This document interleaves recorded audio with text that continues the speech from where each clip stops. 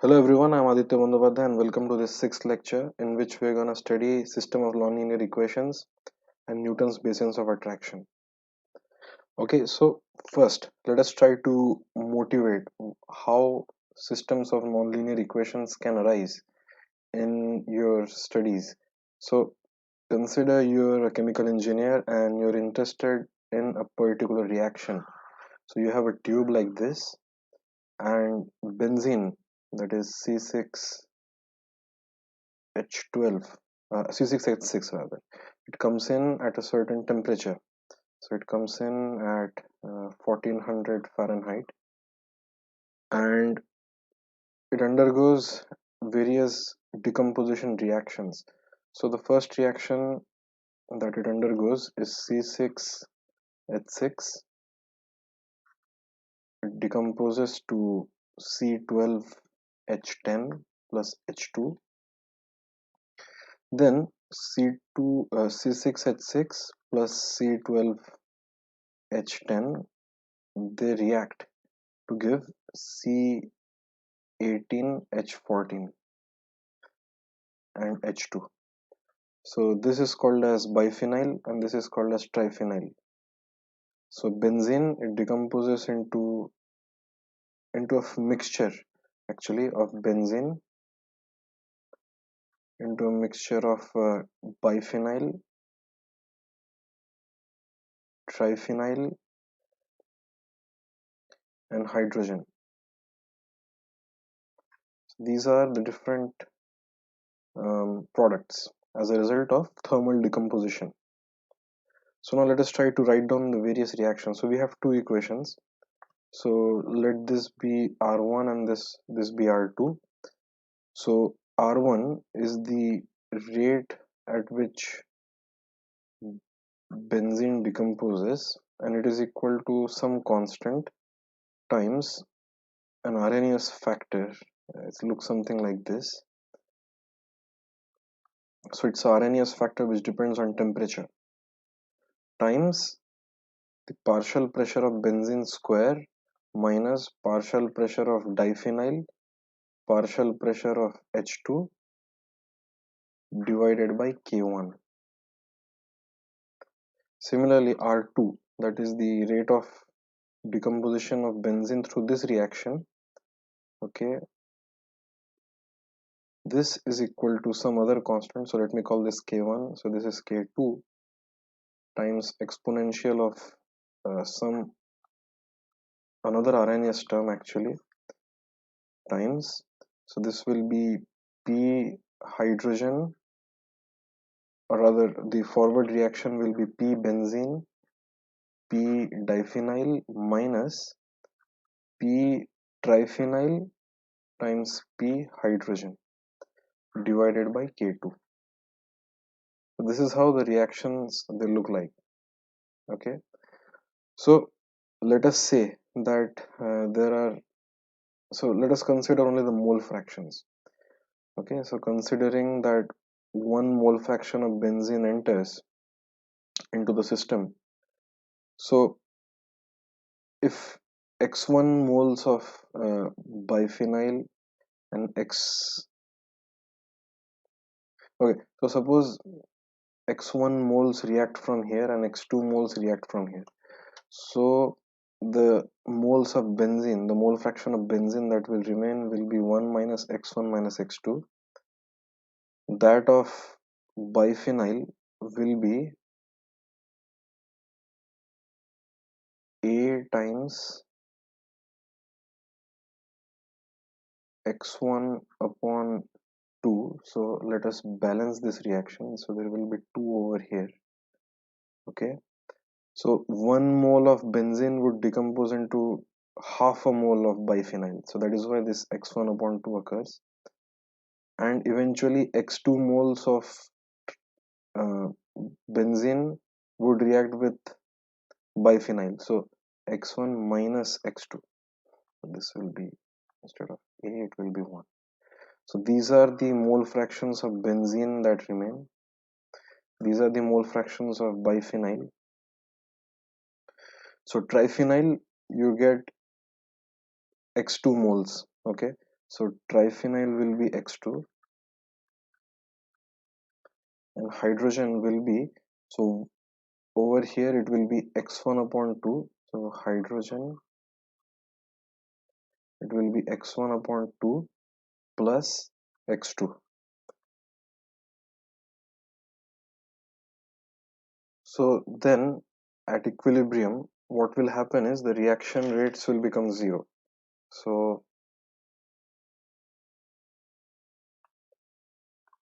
at equilibrium, R1 will be equal to 0 and R2 will be equal to 0. And this implies PB square is going to be equal to PD times PH upon K1. Similarly, PB times PD will be equal to PT times PH upon K2. Alright, so this implies that, so we make use of the fact that the partial pressure of benzene, diphenyl, hydrogen and triphenyl will be proportional to the mole fraction. Okay, so this square will be proportional to 1 minus x1 minus x2 whole square, and this will be equal to x1 upon 2 minus x2 times pH will be x1 upon 2 plus x2 divided by k1, and the next reaction, it will be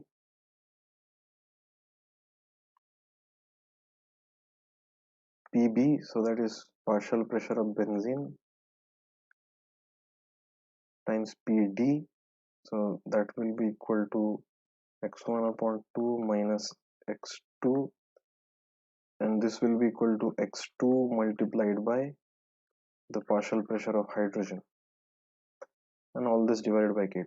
So in order to find out how many uh, moles in equilibrium that we will get, we need to solve this equation and this equation simultaneously, and solving that simultaneously requires you to solve this nasty looking nonlinear equation.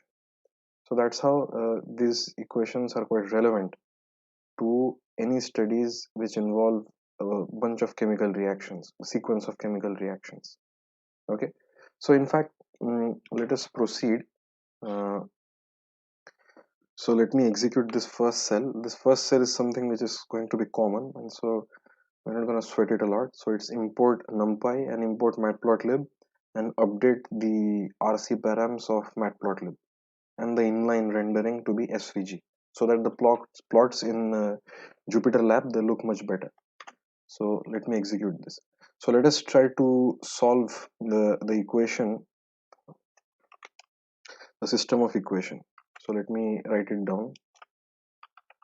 So it will be x e to the power x plus y minus 2 and xy minus 0.1 exponential of minus y. So this could be a model for some set of reactions as well, but essentially we want to find out the roots of this. So both will be equal to 0. Okay, let us first make use of the library functions in Python, and later on we'll see how we can encode this, and we'll try to see how we can get some insight when we write the code ourselves. Okay, so let us import scipy dot optimize as sco. Okay, let us define the functions. So define system of sysfunc. It will take as an input x. So here x will be a vector, and that vector will comprise of x0 and x1. Okay, whenever we're doing sequence of a series of equations, we will give as an input x, but here x will not be a scalar, rather x will be a vector, and the vector components will be x0 and x1, because the indexing in Python starts with 0. Okay, is the same with C as well. Okay, so now we must return an array. Okay, we must return an array. So the first element of the array will be this x naught multiplied by exponential of x naught plus x1, because y is equal to x1 and x naught is equal to x. So over here this is equal to x and this is equal to y. Okay, this is something which we will keep in mind. Apart from this, it will return the second set of equation as well, which is x naught times x1 minus 0.1 times np.exp of minus x1. All right, so once we have this, let us say sol equal to sco dot fsolve. We will pass the function handle, that is sysfunc, and we will give some guess values. So the guess values will be in this case 1 comma 1. Okay, so let me execute this. So there's a runtime error. It says the number of calls to the function has exceeded 60. Okay, so let us see whether we have input something incorrectly.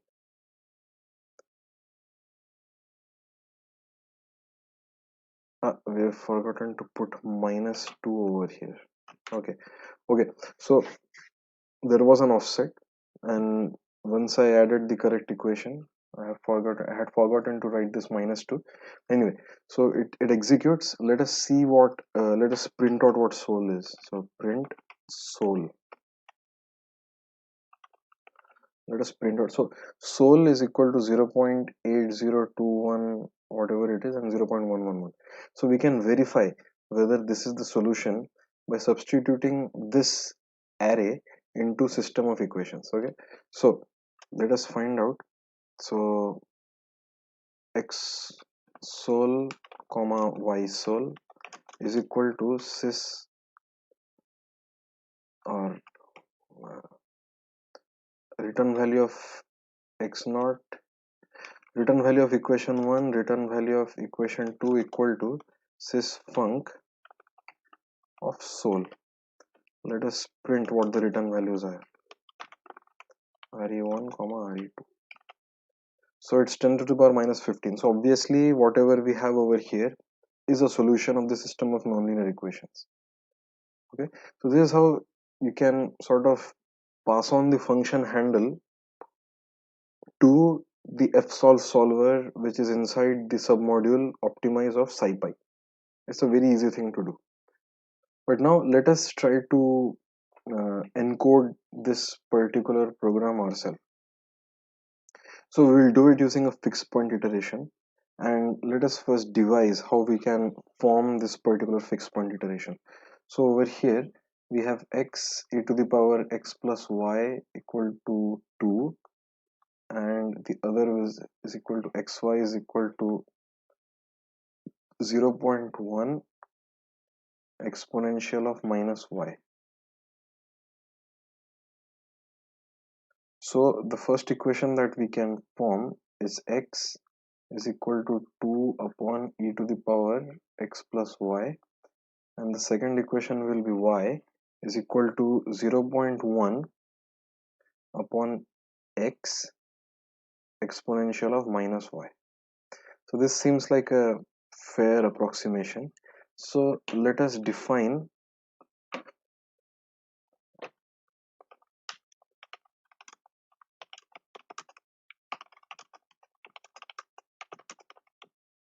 okay, so let us define the right hand side of this particular function. So let us define gx of x, let us just call it g.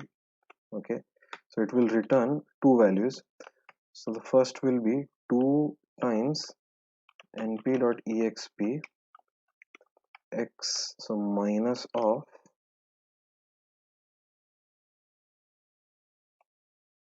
x0 plus x1.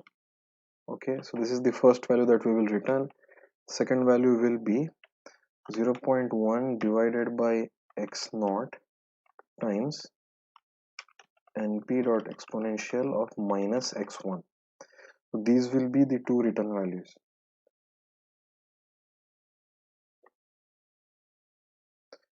Okay, so we're done with the function. Before trying to solve all this, let us first plot the two functions. So how can we plot these two functions? So keep in mind, these are not explicit functions, these are rather implicit functions. Okay, we want to find out, say, the root of this. Essentially, there will be some curve which will be defined by this equation. Let us say it is this curve. Some curve which will be defined by this equation. Wherever they intersect, that is the root. But let us first try to plot these things. But because they are not explicit functions on their own, we must find out an implicit way of plotting it. Okay, this is something which is quite useful, and it will be quite useful for many other works. Let us define x equal to np dot linspace, say 0 to 1, and y equal to np dot linspace 0 to 1. Then what we will do is we will define the mesh grid. So x comma y is equal to np dot mesh grid x comma y. So what it does is, if we have a linspace like this, so suppose this is x, okay, these are all values of x, and we have a array like this, so these are all the values in y. So the mesh grid, so capital X and capital Y, will contain all the inside intersection points. Okay, it will contain all the inside intersection points. So this is what all the inside intersection points will be assigned to x. So all the x coordinates of all these points will be inside capital X, and all the y coordinates of all these intersection points will be in capital Y. Okay, so in fact, let me just run this much and show you what x and y are.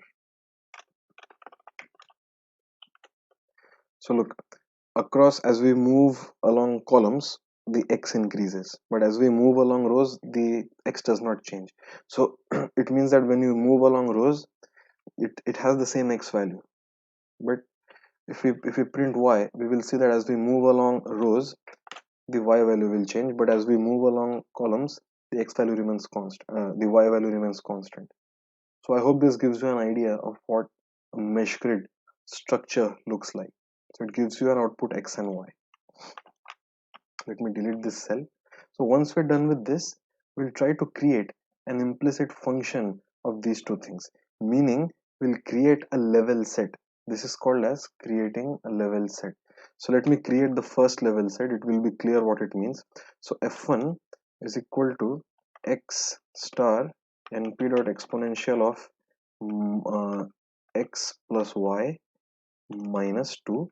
f2 is x times y minus 0.1 times exponential of minus y. So these are two levels. Okay, so capital F and capital Y are two functions.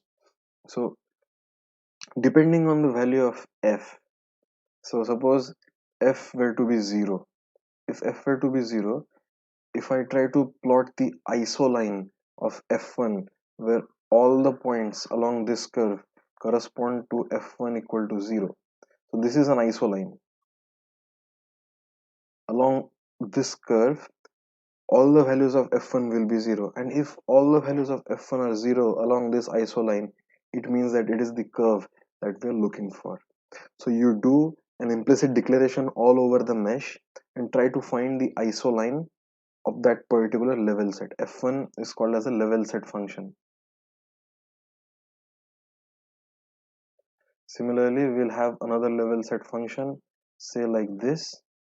So this will be the isoline of all the points on the curve where f2 is equal to 0. Okay, so let's do that.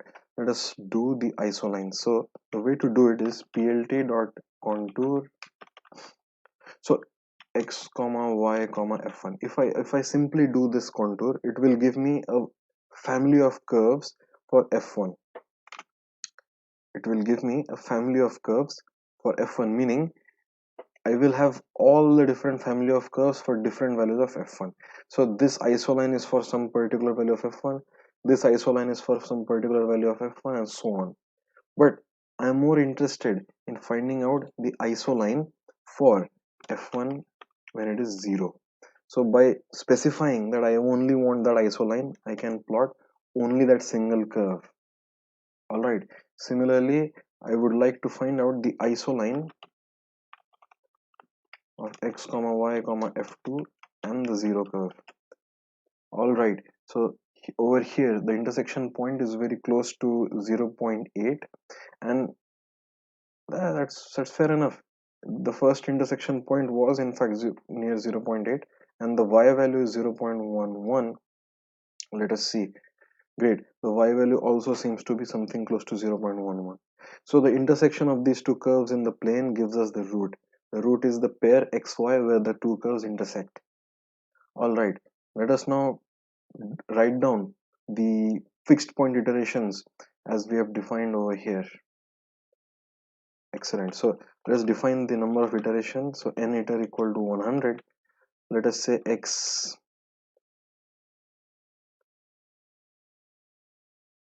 Let us define x as np dot zeros, and over here the size we have to specify. So it will be n iter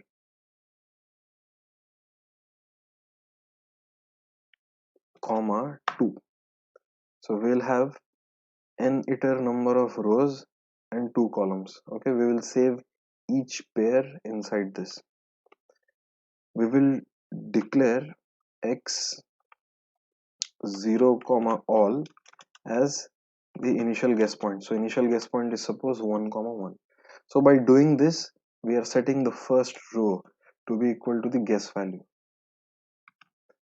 So we have defined a bunch of zeros. So at this moment, this is x. Okay. In fact, let me execute this and show you.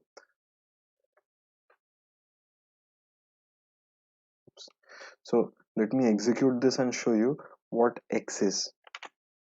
Let me go to the next cell and print out x.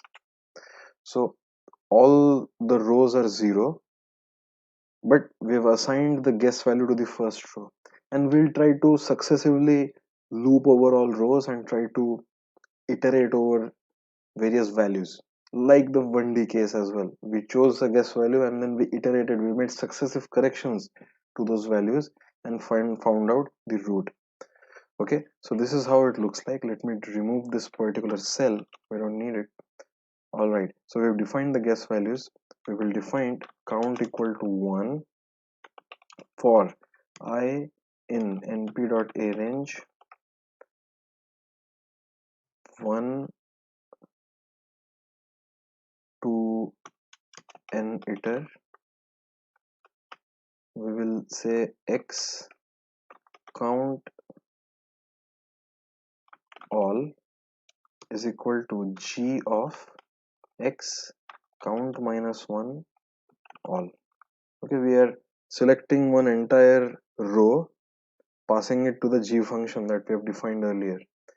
Okay, so essentially in the very first loop 1 comma 1 gets passed to this function, the return value is assigned to this. So once we are done with this computation, we have to update count. So count will become count plus 1. Okay, let me execute this, and in the end, on top of this plot, let us do plt dot plot. So we must plot all the xy values. Okay, so x, the first entire row contains all the x iterates, and x, the second entire the first column contains all the values of x. Basically these will have some values. In fact, let me print out what x is to show you. So print x. All right, so the first column, it contains all the iterations that have happened to the values of x. The second column contains all the iterations that have happened to the value of y. So when we plot these points, this is the x coordinate, this is the y coordinate. So we must plot all the columns which are corresponding to x and all the columns which are corresponding to y. So we must do over here all rows of the 0th column x all rows of the first column. So this particular splicing, we have discussed it in the very previous lecture. This is called as splicing. So just giving a colon means it is selecting all the rows, comma 0 means of the 0th column. Similarly over here, all the rows, comma first column. And let us mark them by a black, uh, something like this, by black markers. Let us set the line width to be equal to 1. Let us see what happens. Okay, so we've started our guess over here. This point corresponds to 1 comma 1. At the end of the first iteration, it has swung to this point. Second iteration swung to this point. Third over here. Okay, so it is zigzagging its way towards the final root. All right, so we see this is the nature of convergence for a system of equations. Okay, you can try this out for a variety of system of equations. You have the basic outline of the program with you. Try to go wild with it. So one little point that I would like to impress over here is a small subtlety. Actually, we are returning over here a list. This particular thing in Python is a list. Ideally, you would like to cast it to a numpy array before passing it out of a list. So rather than having this return value, we'd rather do it np.array of this entire thing. So before returning it from the function, it would convert it to a numpy array, nothing else. It doesn't change anything, but instead of returning a list, it would return a numpy array. And lists in Python have very weird behavior, very syntactically different behavior than numpy arrays. Okay, so we have this solution. I had written down something over here. This was the original equation, and we can modify this sequence to sort of dampen out the oscillations. So how to dampen out the oscillations? So let us update the value of x partially with the old value of x itself and partially with the new value that we found out using the g function. Okay, so let me do this. Let me do x count minus 1 comma all plus this. Let me multiply it by a factor, say suppose 0.2, and correspondingly let me multiply this by the 1 minus that factor. So it's essentially a weighted sum of these two terms. Let us see what happens. So the number of the oscillations have died down quite quickly.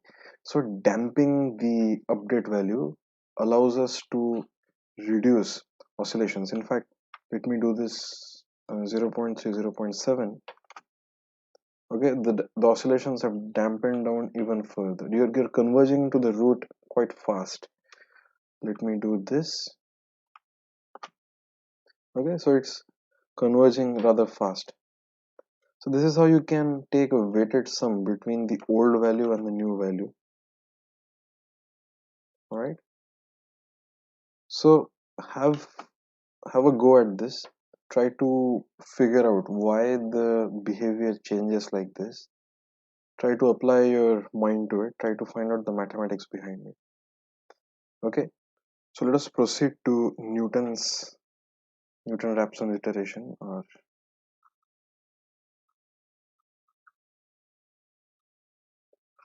so what is the idea behind the Newton-Raphson iteration? So we have f of x. So suppose we write f of x in the neighborhood of a point x naught. So we have f of x naught plus df dx at x naught times x minus x naught plus d2f dx2 at x naught x minus x naught whole squared upon 2 factorial and so on. So now when we approach the root, when we approach the root for the nonlinear equation, the so basically we are trying to solve this particular equation. So we have made a guess point around the root. So if fx is a root, so we will have 0 is equal to f of x naught plus f prime evaluated at x naught times x minus x naught. So now if we rearrange this, we can find out an expression for the root. So we have minus f x naught upon f prime x naught plus x naught, and this will be equal to x. I've just rearranged all of this. So then x at the kth iteration, or rather x at the k plus 1th iteration, will be equal to x at the kth iteration minus f upon f prime.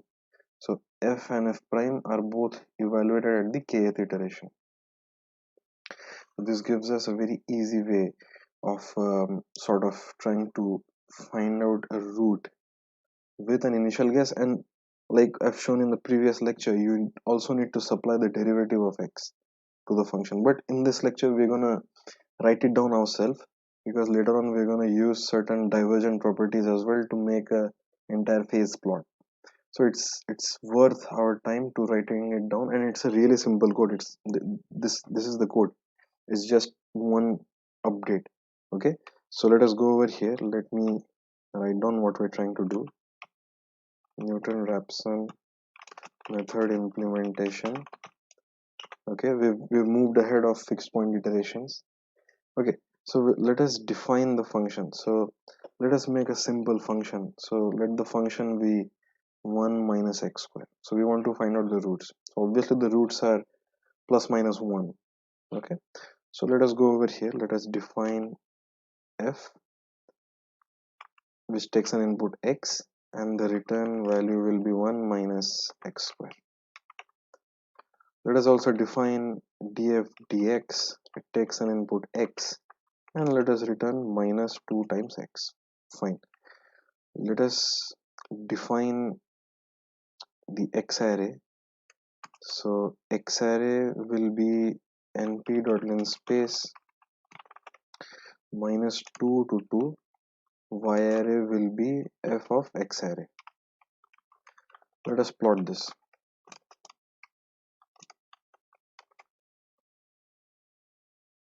Okay, so this is the plot, quite obviously. So now let us write down the Newton-Raphson iterations on top of this. So let us define n iter as 10. Let us say the guess value is 0.3. All right. For I in np.a range 0, n iter, let us do x equal to x minus f of x divided by df dx of x. That's it. I mean, if we print out the values of x, so print x, so this gives us the values it goes through. So first point is 0.3, after that it shifts to 1.81, then 1.18, and then it eventually converges to 1. It converges rather quickly to the value of the root. Okay, so let us try to pictorially also draw this. So once we have the guess value, what should we do? I mean, what is actually happening graphically? This is, you should be able to tell this. Okay, you should be able to understand what is happening graphically. So this is the curve. You're making, suppose this is the guess value. So essentially you're trying to find out the tangent over here. Wherever this intersects the axis, this is the function. So then you drop the function on this, then you make a tangent over here, you end up over here, you drop a vertical over here, you draw a tangent over here, drop a vertical to the function, tangent, and something like this happens. So let us see, let us try to plot this entire sequence. So the first point that we will draw is the first point is obviously the guess value, and f of the guess value, and from that we draw whatever we have updated, comma 0. Okay, it's quite simple. So let us do this. So let us plot. So plt dot plot. So the first thing that we will plot, or rather let us draw the line directly. So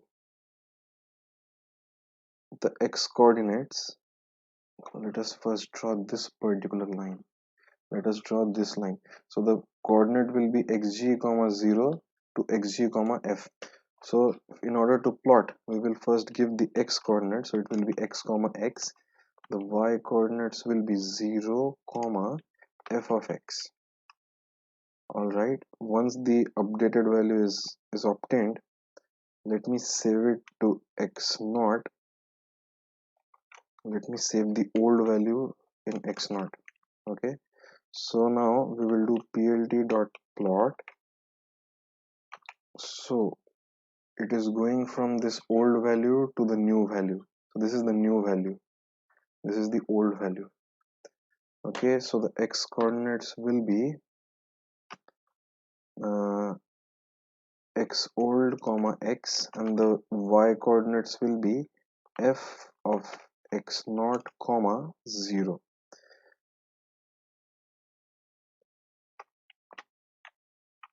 All right, so let me make this tangent to be a red line. Let me make the vertical lines to be black lines. All right, so this is how it looks. So this was the initial guess. We go over here, make a tangent. So let me also draw the x-axis.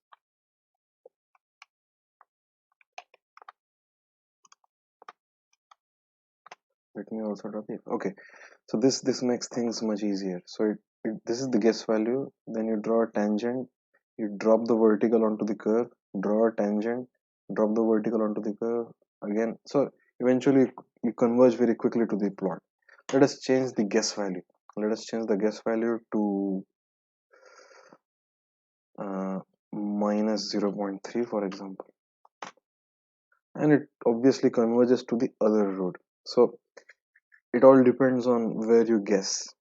Okay, now you may think that okay, great, Newton-Raphson iterations, they converge for all guess values regardless of what is going on, but obviously that is incorrect. It doesn't converge. You need a good guess value also, not for this particular simple case. You can go ahead and plot, you can go ahead and use this function to draw a bunch of complicated curves. In particular, there is a very famous case of x, so y is equal to x to the power 1/3. So this particular thing, the convergence using Newton iterations is quite difficult. Okay, I ask you to have a go to this, have a go on this sometime later on. So now uh, this is fine, but let us now move on to a slightly more interesting topic. It's called as basins of attraction. So we know that if we have a mth order polynomial, there will be m roots. So there is a multiplicity of roots. Okay, so if we consider just the equation x to the power um, say x cube equal to 1, suppose this equation. So what are the roots?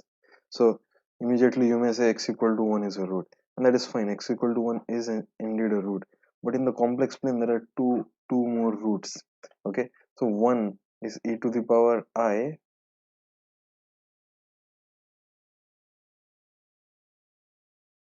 so 2 I pi. Okay,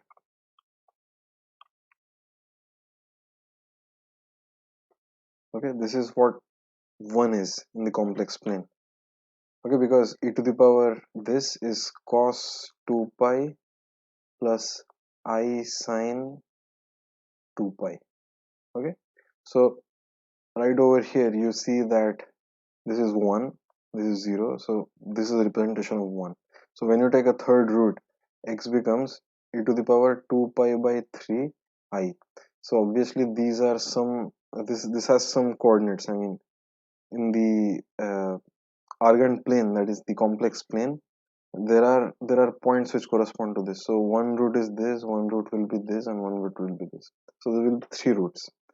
The third root, I mean, this is also a solution. Okay, so you can find out n pi and then divide, and then you get multiplicity of roots. This is something which you might have studied in class 11 or 12. So now let us see how we can represent all this in the complex plane. So the same technique can also be used to find out the roots in the complex plane. So simply z k plus 1 is zk minus f of k by f prime of k. So it's just a matter of replacing everything by the complex function.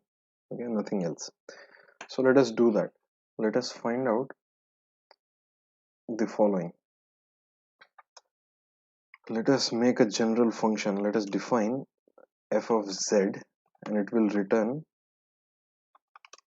1 minus z square. I mean, it's just an easy case. We know that this root will still be plus minus 1. We don't need to worry so much. But I mean, depending on what this return value will be, we will obtain a bunch of complex solutions as well. Let us define df dz. It will take an input z. Let it return minus 2 times z. Let us define the iterations. So define iterate or iter f, and it will take as an input z. That is the initial guess.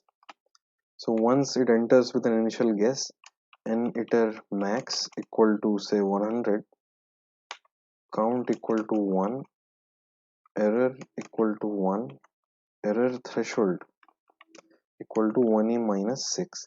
So the reason why I'm defining an error threshold is because I'm giving a very large number of iterations. I'm giving 100 iterations. So suppose, like in the previous problem, we gave 10 iterations, but we see that even after 4 iterations it had converged, right? So we don't want to waste iterations to make it keep converging. Rather, once it reaches a condition where suppose x10 and x11, so the difference between these two is 1e minus 6. That is the threshold that we define. If the difference between these two falls below this, we say that okay, the convergence has happened, we don't need to iterate anymore. That's why I define a bound on the error so that we can break the loop. We don't need to keep on looping till 100 iterations. Okay, so the way to do it is while error is greater than error threshold,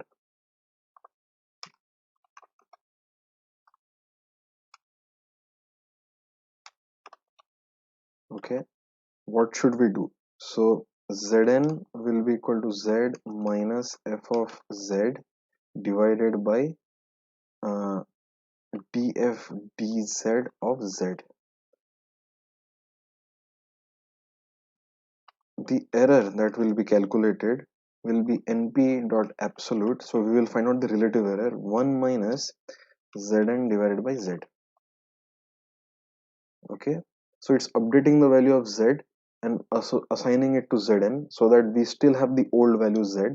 We're finding out the absolute, the relative error between Zn and Z, and then we can update Z. So then Z equal to Zn, and we can update count as well. So once we do this, we can return the value of count. We can return the value of Z and count. Okay, so we will return Z comma count. Okay, so not only will we have actually, so n iter max doesn't make sense. N iter max in this program doesn't make sense, but we can say if the error is greater than error threshold and count is less than n iter max. So there can be a case where you're continuously iterating, but you have not reached the root. Okay, you'll keep on iterating till infinity. but you want the program to stop somewhere. So you say that unless you still not reached the error threshold, but wait, you've done sufficiently large number of iterations, so you have to stop somewhere. So that is the bit, the program bit, which will do that. So it will check these two conditions: if error is greater than error threshold and the count is less than the maximum iterations. Okay, so it will return the value of z and the number of iterations it took. Okay, so let me execute this and see there's no error. Okay, fine, everything's fine. So now let us define the complex plane. This is the complex plane. A point on the complex plane is x plus iy. Okay, so in that case, this will be x equal to np dot linspace minus 2 to 2, let's say 100 points, y equal to np dot linspace minus 2 to 2 and say 100 points, x comma y equal to np dot mesh grid x comma y. Then we will define the z matrix as x plus 1j times y. Remember that x and y are two matrices which contain all the x coordinates and y coordinates of all the intersection points. Then we assign it to z. So now let us define C as just a color array.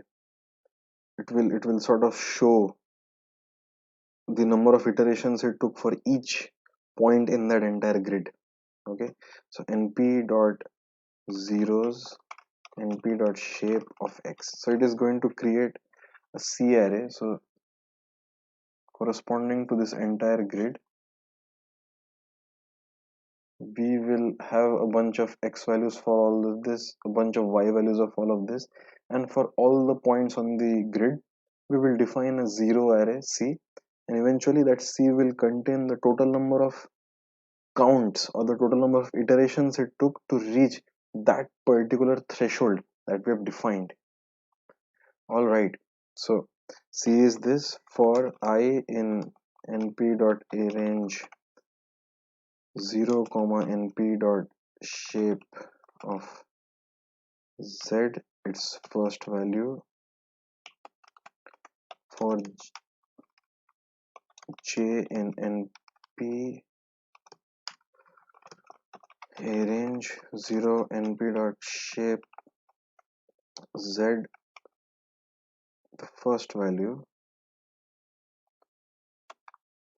cj comma I. So z comma cj comma I is equal to iter f of z j comma I. So we're looping over all the values in this grid. Note it is j comma I, it is not I comma j. And think about it, why it is that way. Okay, because the rows and columns are swapped. If you move along columns, you are actually incrementing x. That is the reason why it is j comma I. And I request you to think about it. Unless you think deeply about it, it will never be clear. Okay, so cj comma I is equal to, so you're taking one point on the argand plane, passing it to the function iterf, doing all the iterations, finding out how many iterations it took for a point, for that particular point to converge to a root. The value of the root will be z. Okay, so once this is done, in fact, let me print out the values as well. So let me print out z and cj comma I, and in fact let me print out the initial or the point in the argand plane as well where we have started. So it will give us the point where we have started, the converged point, and the number of iterations it took. Let me execute this. Okay, so the first point minus 2 minus 2j, it converts to minus 0.99 plus 10 to the power minus 13, so it converts to a value of minus 1. Essentially this is minus 1. It took 7 iterations. In fact, this is a very odd way of representing it. I don't want so many digits, so let me just round this off to one decimal. So np dot round z to one decimal place. Oh, much better. So we started with minus 2 minus 2j. It has converged to a value of minus 1 plus minus 1 minus j. It took 7 iterations. Then we took this value, it also converged to minus 1, 7 iterations, so on and so forth. Some of them took 6 iterations. Some of them took 7 iterations. Okay, some of them 6 iterations. Let us scroll through this. 7 iterations, 6 iterations. Huh. To reach that error threshold, it has taken 6 iterations. Oh, there are some zones with 5 iterations. Excellent. Quite obviously, there will be points in the Argand plane where the route would have been exactly that point. It would have taken no iterations. Some points have taken 8 iterations. Okay, so rather than scrolling this list indefinitely, let us in fact plot for each corresponding point on the Argand plane the number of iterations it took. Let me comment out this line. Once we exit the loop, let me plot it. So plt.pcolor. So pcolor stands for a pseudo color plot. Okay, so it's a pseudo color plot. It gives you an information about the 2D data that you have. So x comma y comma c. Let us do this. Okay, so let me add a color bar. So plt.color bar.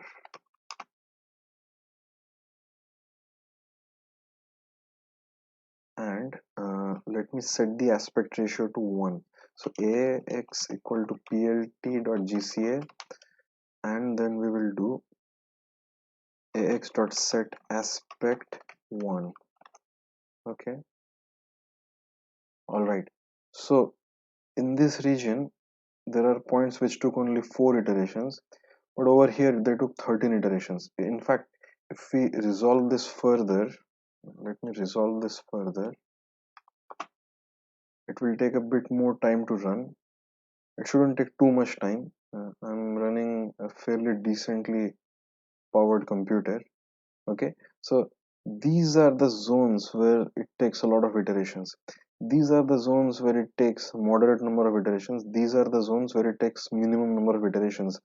And it takes minimum number of iterations because look, it's very close to the roots. It's very close to the roots. In fact, this is for z square. So what is the equation? 1 minus z square equal to 0. So essentially z square equal to 1. Let me make it cube, and the derivative will be minus 3z square. Let us see what happens.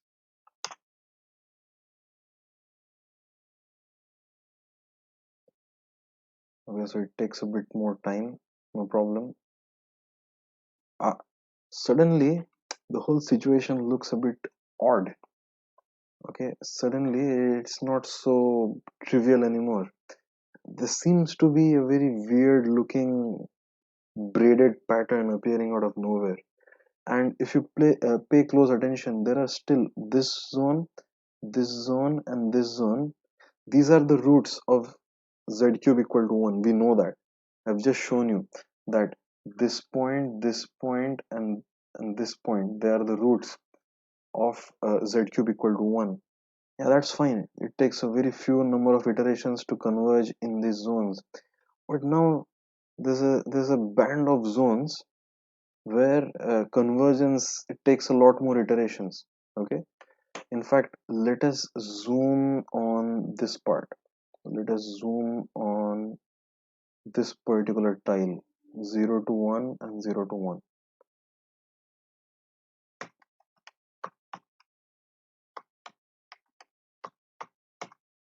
Let me run this cell again. Okay, so I should take 0.01 and 0.01 because having 0, that df dx causes some errors. So once we run this, we'll see a magnified portion.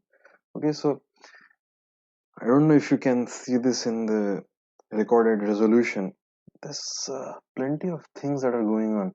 In fact, let us try to zoom in on this particular point. So this particular point is approximately say it's a tile of 0.6 to 0.8 in the y direction and zero point 0.3 to zero point 0.5 in the x direction. Okay, 0.3 to zero point 0.5 in the x direction and 0.8 and 0.6.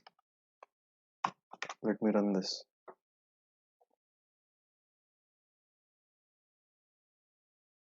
So it will do its calculation, no problem. It takes a bit of time because I've given a significantly large. Okay, so it shows a very, I mean, despite zooming into this further and further, we seem to have that braided structure. It's appearing out of nowhere. I mean, you could not anticipate from this that there will be these zones in an otherwise purple looking domain. So the purple is zones which do not require a lot of iterations to converge. But inside them, there are these link like structures. And if you even zoom in further, you'll keep on seeing these link like structures. And the orange, the purple zone is called as the zone of attraction. These blue links, they are the zones where there is no, I mean, the convergence takes a lot of time. In fact, for a very complicated form of the function that we're trying to find, there may be zones where there is no convergence at all. Okay, there may be zones where there is no convergence. In fact, let me go back to the default value. Let me go back to minus 1.5 to 1.5. Minus 1.5. In fact, instead of p color, that rendering takes a bit more time. Let me just show the let me show the array C as an image. That doesn't take so much time. Okay, so the computation, okay, let me just tell you, the computation here does not take much time. It's the p color function that takes a lot of time. Now this should run quite fast, at least relatively fast. Okay, there you go. So these are the zones where the roots are. These are also the zones where you have fast convergence. Okay, inside all those links and lobes, you have zones of fast convergence. Okay, it's a very fascinating diagram. It's not at all trivial to predict a priori. In fact, let me make this z to the power 4. So z to the power 4, you have 4 roots. Okay, you have 4 roots for z to the power 4. This is the first root, second root, third root, fourth root. Okay, so let's see. Let's not guess around and let's see what happens. Okay, so 100 iterations have been hit at several points. Okay, so these are these diagonal lines are the zones where you don't really have very easy convergence, but these locations are the points where you have fast convergence. These gaps between these weird links, they are also having good convergence. Even on these lines you have zones of fast convergence and slow convergence. It's quite bizarre. Okay, it's quite bizarre. So lastly, we move on to uh, the last topic, in which we want to classify this entire zone as to which route it actually converges to. Okay, right now we just know that okay, this point takes less iterations to converge, this point takes less iteration, these points take less iterations to converge, but there's still the question whether this guess over here, so essentially we are guessing this point, and does it converge to this route, does it converge to this route, does it converge to this route, or does it converge to this route? A very non-trivial question to answer as well, and the answer is not at all straightforward. Okay, the answer is not at all straightforward. So let us make a program to see that. Okay, so now let us look at the basins of attraction. That is, if we have an Argand plane and if we know that these are the roots, we want to know whether when we take this point on the Argand plane and then when we iterate it, whether this route converges to this route or this route or this route or this route. Essentially, that is what we want to find out. So let us make use of the same code. Let us reuse this code. So we don't need to plot anything. And in fact, rather than passing the number of iteration, uh, rather than hard coding the number of iterations, let us pass it into the function. Okay, so let us take as an output the count. We want to take the count into picture. We don't want this. So this is essentially what the code is, and we have to pass the count, the n iter max as well. So we have to define the n iter max over here. So let's say it is 100. So that's the maximum number of iterations we will allow. So what we want to do is essentially take this value of z in the Argand plane, iterate it. So when it is iterated, so this is z naught, then suppose you zn. So if this converged value with this error threshold is reached in n less than n iter max, then we found a root. So we must take this zn and we must insert it into, we must keep in mind that it is a root. So how do we keep in mind it is a root? We must create a root array. So the root array will contain the different roots. So root 1, root 2, root 3. So if it's a fourth order equation, there will be 4 roots and so on. Okay, so we have to store this. So because we don't know the roots a priori, if we knew the roots a priori, why would we be doing this in the first place? So we don't know the roots, so we need to define certain things. So we will define total roots, so it will be 4. So root array will be np dot zeros, and this will be total roots.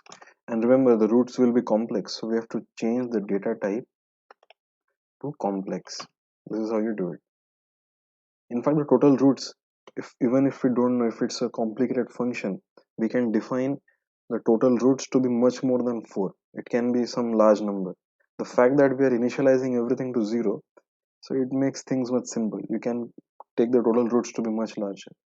Other things will all be 0. Okay, so each time you find a root, you insert it. You insert a root if the root is not already in the root array. So initially the root array is all zeros. Suppose you take this particular point, it converges to root 1. So you take whatever this converged value will be and you insert it over here. So this will become root 1. Suppose this particular point, it converges to a different value. So then you take it and insert into this. Suppose this point, it converges to the same value. So then root 2 is already existing. So don't need to insert anything to root array. So you take all the points in the Argand plane, iterate all of them, see their convergence, and if they converge to a new root, you add it to the root array. If it doesn't, then you do something else. That's what the idea is behind the root array. So root array is this: root count is equal to 0. Then we've called this is z is the root and count is the number of iterations. So if count is less than n iter max, it means that if the number of iterations has exceeded the maximum number of iterations, we have not converged anywhere within this particular error threshold. It means that that particular point in the Argand plane took way more iterations and it probably won't converge. This means that we will assign this Argand plane point a value of nan. Okay, nan stands for not a number. It doesn't stand for a cheese naan or a butter naan. It's not a number. So if you don't achieve convergence, you will put it as nan so that in the plot it will appear as a white space. So if count is less than n iter max, what will we do? If z not in root array, so if the converged value is not inside the root array, then what do? You insert it into the root array. So root array root count will be equal to z, then root count is equal to root count plus 1. Okay, this is what you do. Now if root, or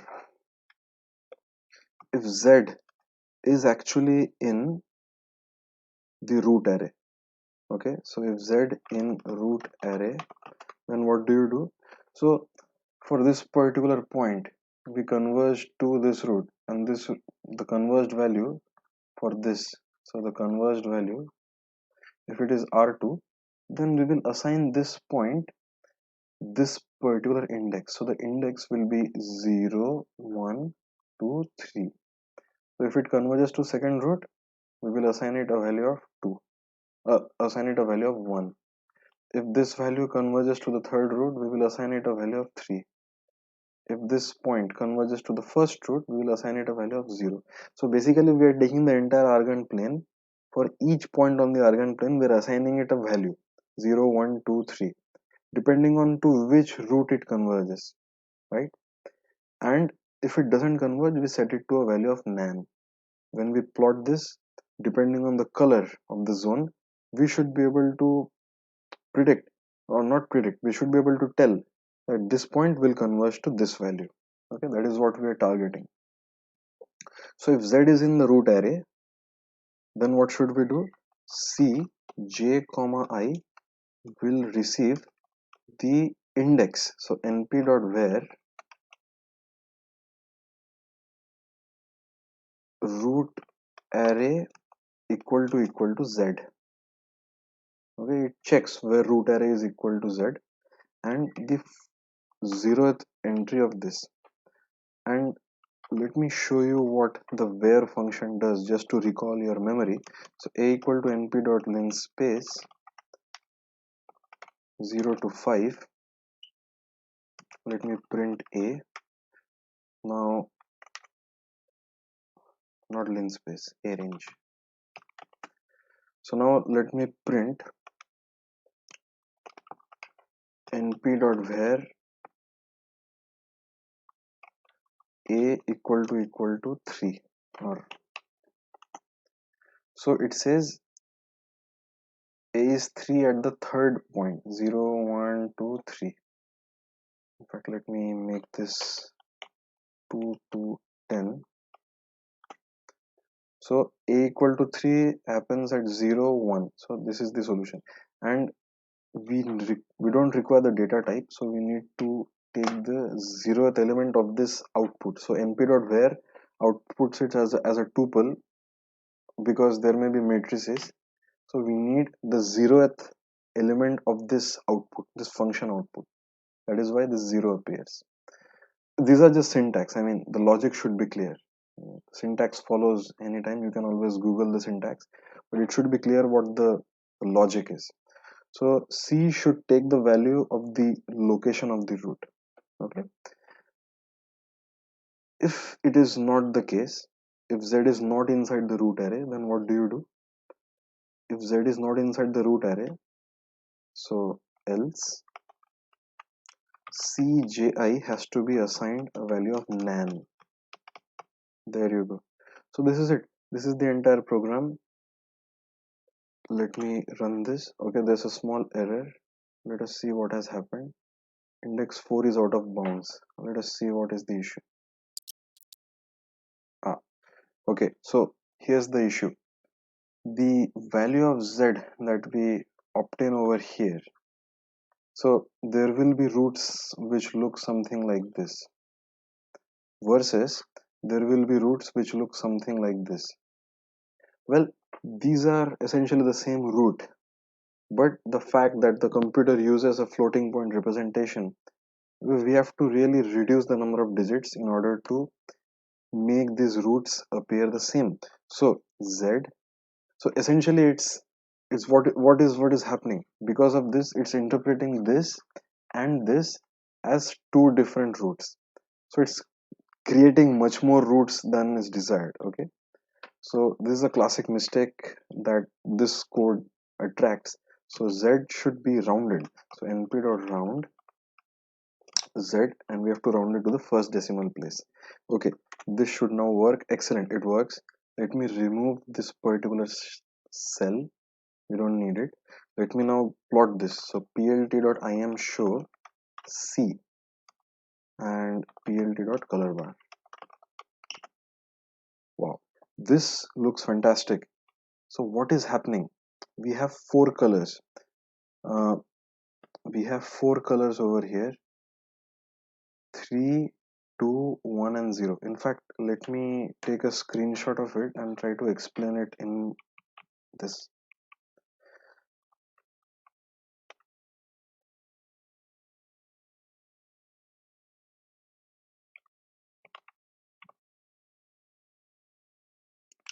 So what is happening?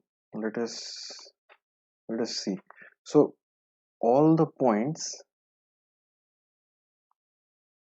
that originate in this purple sector, they will converge to a certain route.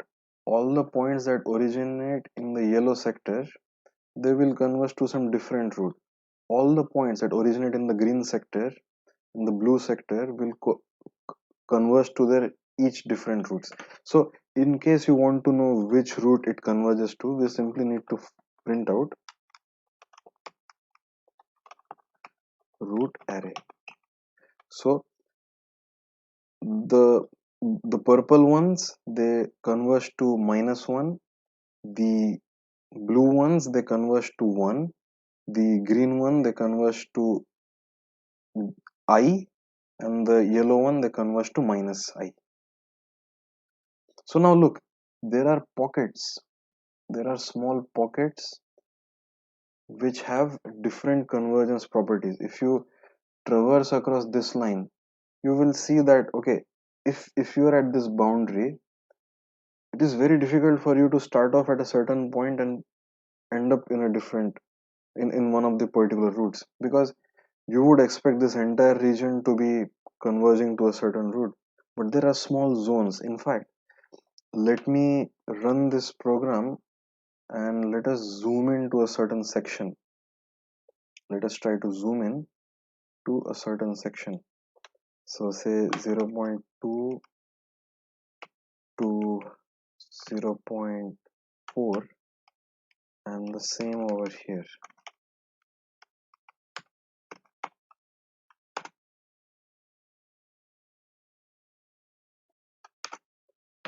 So look, if you focus over here very closely, let me increase the resolution. Maybe that helps.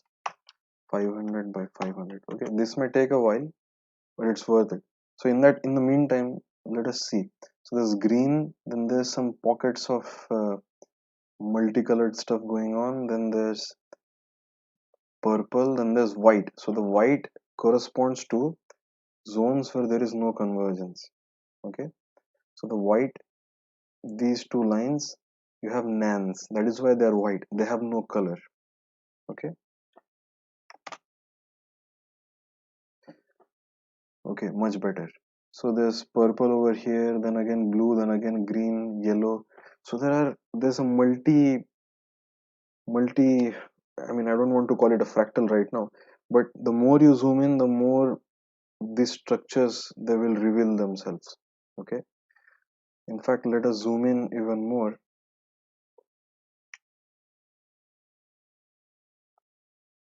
Let us see whether we get something from this.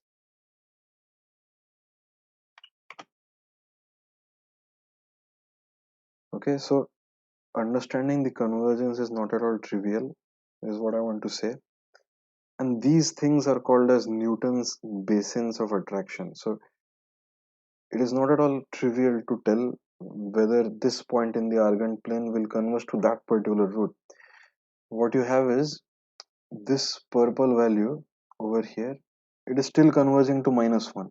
This thing is still converging to -1. this thing is also still converging to -1. Okay, the green one was converging to 1, so this thing is converging to 1. These all regions are converging to 1, no doubt. This is converging to 1, this is converging to 1, this is converging to 1, this is converging to 1, and there are small zones inside this as well. The more you zoom in, there will be even more zones of small, very small pockets of green as well. They will also converge to 1. Look, the structure becomes even more bizarre. So over here, there's another series of colors that will happen, and the more you keep on zooming in, the more this bizarre structure will begin revealing itself. This white line is the zone where not even a single value will converge. All the points on the diagonals, they will diverge. Okay, so if you guess on this line, you will not get anything. So yeah, this is what I wanted to discuss. I hope you've learned something new. If not, you've seen how to create such complicated plots with the help of very easy programming. And I'll see you next time with another lecture on nonlinear dynamics. Until then, it's goodbye from me. Have a nice day. Bye.